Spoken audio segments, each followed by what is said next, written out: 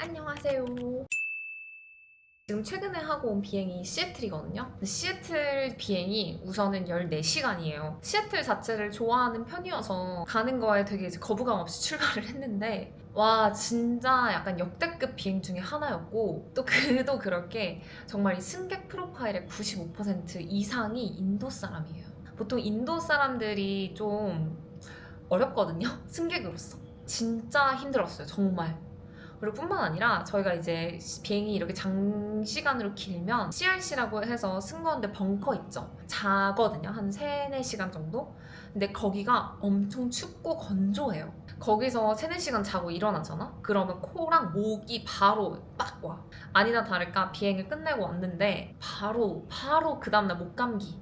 그리고 또 시애틀이 두바이랑 시차가 11시간, 12시간이 차이가 나거든요. 그래서 지금 완전 시차 제대로 망가져가지고 정상 생활을 하지 못합니다. 그래서 어쨌든 제가 정말 오랜만에 또 카메라를 켰고요. 저번에 말씀드렸던 Q&A를 마저 진행을 해보도록 할게요. 제가 지금 하프 얼굴이 준비가 돼 있는 상황인데 얼굴 마무리를 하면서 제가 같이 해보도록 하겠습니다. 댓글 보니까 BMI 말씀하셨는데 혹시 BMI 기준선이 어떻게 될까요? BMI 기준선 BMI 정상 범주 기준선 있죠? 18.5에서 20 몇 하여튼 그 안에만 들면 큰 문제는 없을 것 같고 살이 찐 걸로 뭐라고 하는 것 같아요. 제가 아르헨티나에서 온 그 남자 크루랑 한번 비행을 한 적이 있었는데 그 친구가 자기가 입사하고 나서 살이 엄청 쪘다는 거예요. 그래서 그 친구는 회사에서 메일을 받았대요. 살 빼라고. 언제까지 3kg 빼라. 이런 식으로 메일을 받았다고 합니다. 근데 만약에 그거를 실패할 경우 당연히 이제 뭐 계약 연장이나 뭐 업그레이드에 당연히 문제가 있을 수 있겠죠. 공식적으로 살찐 사람을 쫓아내진 않겠지만 그런 식으로의 불이익이 생길 수가 있다라는 점. 솔직히 비행을 하면서 살이 찌는 친구들이 굉장히 많아요. 우리가 이제 비행기에서 먹는 음식이나 간식이나 이런 것들이 엄청 많기 때문에 살이 진짜 훅 찌거든요. 이제 회사에서 비행을 할 때마다 몸무게를 재는 건 아니지만 저희가 이 게이트라고 이제 비행을 할 때마다 찍고 들어가는 게이트가 있는데 그 게이트를 지나고 나면 이미지앤 유니폼이라는 굉장히 무시무시한 저승사자 같은 분들이 이제 서 계세요. 그분들이 딱 봤을 때 유니폼이 타이트하다. 라는 말은 내가 처음에 입사했을 때 받은 유니폼에 비해서 내가 몸무게가 많이 쪘다는 거잖아요. 타이트한 유니폼이 안 되기 때문에 그 분들께서 너가 사비를 들여서 유니폼을 새로 사라 라고 이제 권유를 하게 되죠. 마지막에 페널티 말씀하셨는데 1차나 2차에서 떨어지면 6개월인가요?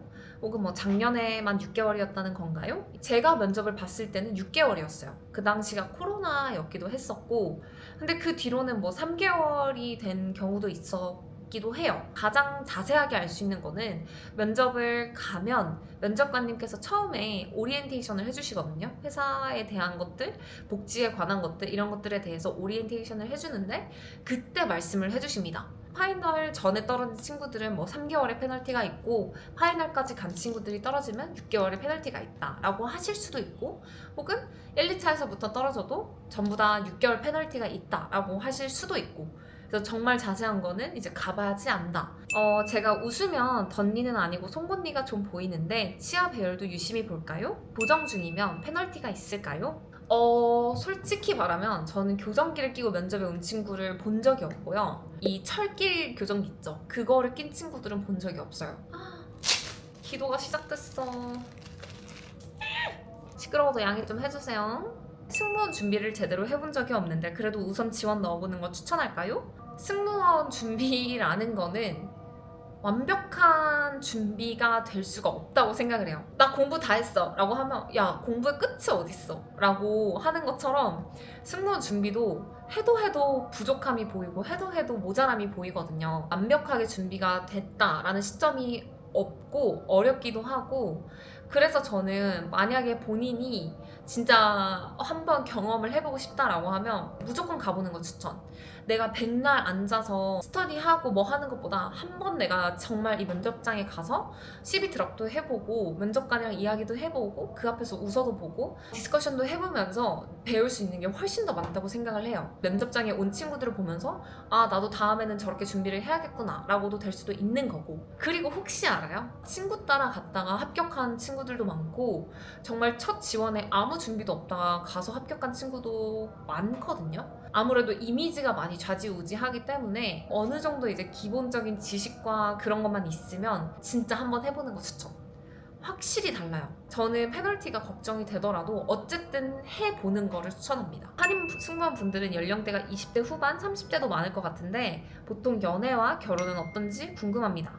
우선 한국 남자 분들이 생각보다 두바이에 많이 있어요. 우리가 뭐 당연히 한국에서만큼 미국이나 캐나다만큼 한국 분들을 찾기가 엄청 쉬운 건 당연히 아니지만 우리가 생각했던 것보다 두바이에 한국인을 고용하는 회사들이 많더라고요. 뭐 엔터 관련된 분들도 되게 많으시고 한인 교회나 성당 이런 데 가보면 생각보다 한인들이 많다고 합니다.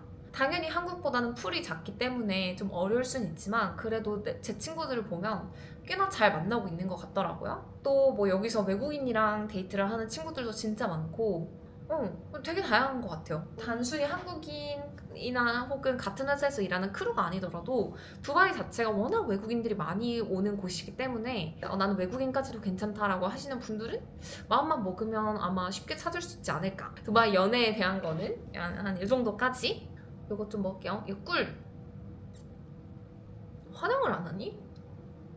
그 다음 질문은 안녕하세요. 고등학교를 다니면서 준비를 하는 게 나을까요? 아니면 그래도 대학은 나오고 준비를 하는 게 나을까요? 진짜 개인적으로 대학교를 가고 준비를 하는 게 맞다고 생각을 합니다. 뭐 내가 돈을 무조건 벌어야 한다 이런 케이스를 다 제외를 하고 그냥 일반적으로 말씀을 드리자면 대학교에서 내가 배운 학문을 내가 밥벌이로 써먹는 건 아니지만 그래도 대학교에서 배운 것들 활용하면서 그 경험 바탕으로 내가 인턴도 하고 워홀도 가고 봉사활동도 가고 이런 식으로 되게 많이 재밌게 놀았거든요. 대학생 때만 할 수 있는 경험들이 있어요. 물론 안 해도 할 수 있는 것들이 요즘은 상당히 많긴 하지만 그래도 이 대학생이라는 그 대학교 울타리 안에서 분명히 할 수 있는 것들이 많거든요. 만약에 내가 대학을 갈 의향이 있는데 승무원도 하고 싶다라고 하면 대학교를 가서 놀면서 천천히 생각을 해봐도 늦지 않다라는 생각입니다. 추가적인 의견이라고 하자면 내가 승무원을 했어. 승무원을 했는데 내가 생각했던 것만큼 아름다운 직업이 아니거든요. 저는 이 승무원이라는 직업이 제 커리어의 마지막이라고 생각은 하진 않거든요. 그렇기 때문에 항상 뭔가 내가 대학을 나와 있고 잔가지처럼 뭔가 커리어들을 쌓아나가면서 나는 내가 이 승무원이라는 꿈을 박차고 나와도 이렇게 뭔가 버틸 수 있는 단단한 것들이 있어요. 내가 이거 아니어도 그 전에 쌓아놨던 경험들로 인해서 나 이쪽으로 나갈 수도 있고 저쪽으로 나갈 수도 있고 라는 그런 잔가지를 진짜 제가 많이 쳐놨거든요. 살면서 그런 잔가지들을 칠 수 있는 나이가 물론 뭐 30대, 40대에서도 물론 가능하긴 하지만 20대에서도 그때 나이만에 할 수 있는 또 그런 잔가지 치기들이 있어요. 그래서 그런 것들을 해놓으셨으면 좋겠다. 저는 지금 나 이제 승무원 이제 퇴사하면 뭐하지? 이런 생각을 벌써 하고 있거든요.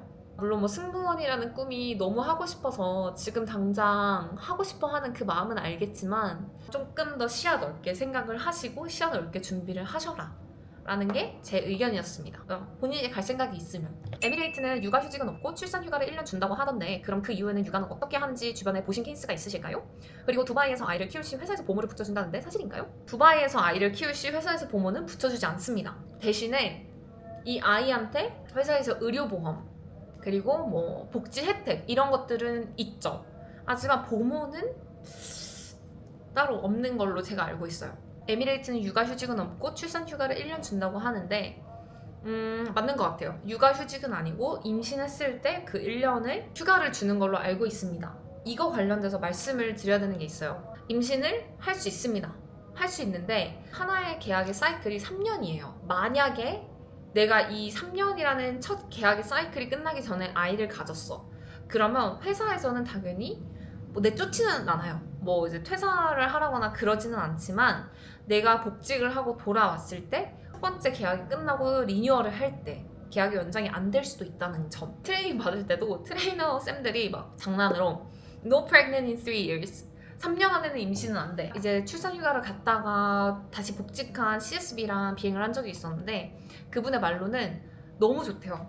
물론 힘들기도 하지. 아이를 보고 싶어 하기도 하고 뭐 남편이 좀 힘들어 하기도 하는데 혼자 봐야 되니까. 개인적으로 이제 본인에게는 정말 최고라는 거예요. 좀 더 이제 본인의 삶을 확실히 누리고 돌아오면 이제 가정에 더 이제 충실할 수 있기도 하고, 그래서 오히려 자기는 본인만의 시간을 확실하게 가질 수 있는 이 직업의 장점이 오히려 엄마가 되고 나서 더 약간 좋은 그런 점이라고 하더라고요. 퍼스트 클래스 친구랑 비행을 했었는데 그 친구는 태국에 아이가 있어요. 방콕에 아이가 있고 매달 방콕, 본인이 이제 방콕 랭귀지 스피커니까 방콕 비행을 비딩을 해서 방콕을 엄청 자주 가더라고요. 되게 대단하다고 느꼈던 게 뭐냐면 방콕 비행이 끝나고 3일 그게 있었는데 그 3일에 또 방콕 가고.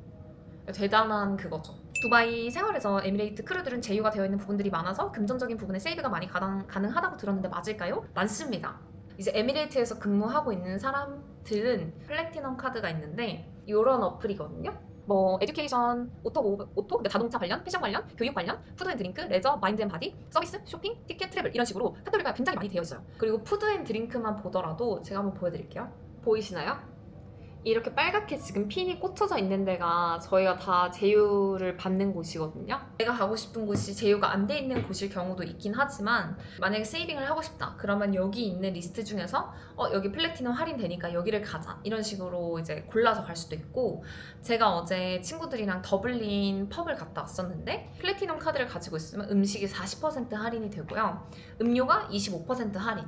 그래서 제가 3만 한 초반대 내고 왔었는데 만약에 이게 세이빙이 안 됐으면 꽤나 큰 더 많은 금액을 제가 내고 왔었겠죠. 한국에 갈 수 있는 횟수가 궁금해요. 한국에 갈 수 있는 횟수, 이 질문을 제가 두 가지로 해석을 할 수가 있는데, 우선 첫 번째는 한 회사에서 한국 가는 티켓을 얼마나 주냐로 우선 해석을 해서 보자면 애니얼 리브 티켓이라고 1년에 한 번 나오는 티켓이 있어요. 요거는 이제 본인 휴가 받았을 때 아무 때나 써서 가면 됩니다. 한국을 언제 갈 수 있냐, 휴가는 얼마나 갔냐. 정해진 휴가는 30일이고요. 휴가를 신청을 할 수가 있어요. 그게 그대로 나오는 건 아니지만 그래서 신청을 하면 휴가가 나오고요.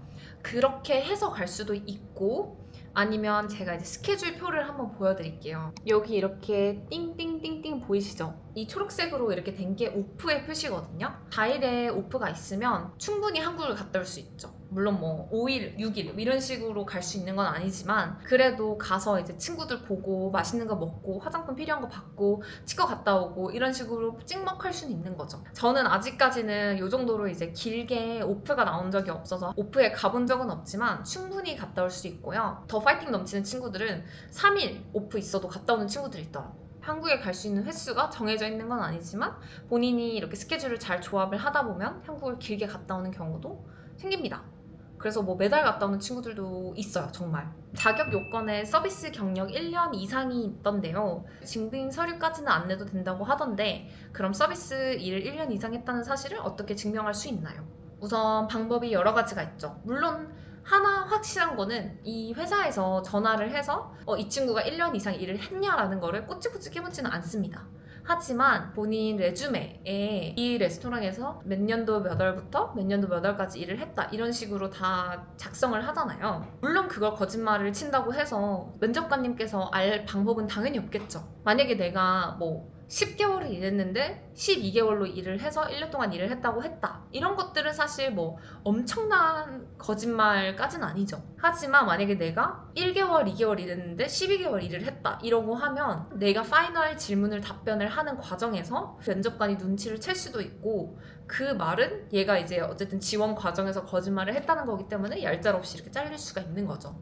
그리고 이게 파이널 인터뷰라는 것 자체가 1대1로 뭐 30분, 정말 길면 40분까지도 면접을 보는 거기 때문에 이야기를 하다 보면 꼬리 질문에 꼬리 질문에 꼬리 질문이 나오고, 아 얘가 진짜 일을 했구나 안 했구나가 감이 올 수도 있겠죠. 그리고 이 면접관님이 뭐 하루 이틀 한두 명만 보고 하는 게 아니라 뭐 정말 몇백 명씩 여러 번 보기 때문에 본인만의 그 걸러내는 노하우가 있지 않을까 생각을 합니다. 맞아, 언제 다 할 거야.